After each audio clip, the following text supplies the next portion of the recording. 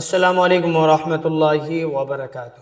ناظرین اکرام، آج ہم بات کرنے والے ہیں کہ علماء دیوبند کے دو چراغ بجھ گئے، یعنی کہ دو علماء کرام کا اچانک ایک دن میں انتقال ہو گیا۔ انا للہ و انا الیہ راجعون۔ ناظرین اکرام، ایک ہیں مرکز نظام الدین کے ایک بڑے ذمہ دار، جنہوں نے اپنی زندگی کو دعوت و تبلیغ کے لیے وقف کر دیا تھا، جن کا نام حضرت مولانا شمیم صاحب اعظمی ہیں۔ ان کا بھی انتقال ہو گیا، اور اس کے ساتھ ساتھ بلند شہر کے ایک بڑے عالم دین حضرت مولانا قاری زین العابدین صاحب کا بھی جمعہ کے دن انتقال ہو گیا۔ انا للہ و انا الیہ راجعون۔ ناظرین اکرام،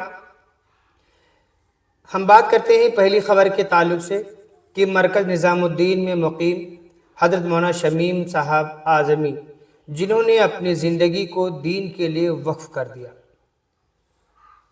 جہاں پر بھی تقاضے آتے تھے سب سے پہلے لبیک کہتے تھے، قربانی دینے میں ہمیشہ آگے رہا کرتے تھے۔ ان کے انتقال سے دعوت و تبلیغ کے تمام ساتھیوں میں ایک غم کا ماحول پایا گیا۔ بہت سے لوگوں نے حضرت مولانا شمیم صاحب کے لیے دعائے مغفرت کی۔ ان کی بڑی قربانی رہی، دین کی خاطر ہمیشہ پیش رہا کرتے تھے۔ حضرت مولانا شمیم صاحب باہر ملکوں کے لیے بھی ہمیشہ تیار رہتے تھے، اپنی زندگی کو دین کے لیے ہمیشہ کے لیے وقف کر دیتے۔ آج ہمارے سامنے نہیں ہیں، دنیا سے چلے گئے ہیں۔ ہم سب کو دنیا چھوڑنی ہے، لیکن بہترین انسان وہ ہے جو مرنے سے پہلے موت کی تیاری کر لے۔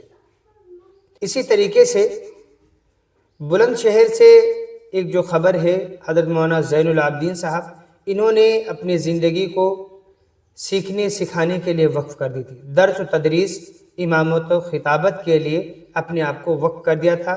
یہ دارالعلوم دیوبند کے ایک بڑے فاضل ہیں، جنہوں نے اپنی پڑھائی دارالعلوم دیوبند سے بھی کی ہے، اور اس کے ساتھ ساتھ جو بلند شہر کی بڑی مسجد کالی مسجد ہے، وہاں سے انہوں نے اپنا حفظ قرآن کریم کو مکمل کیا۔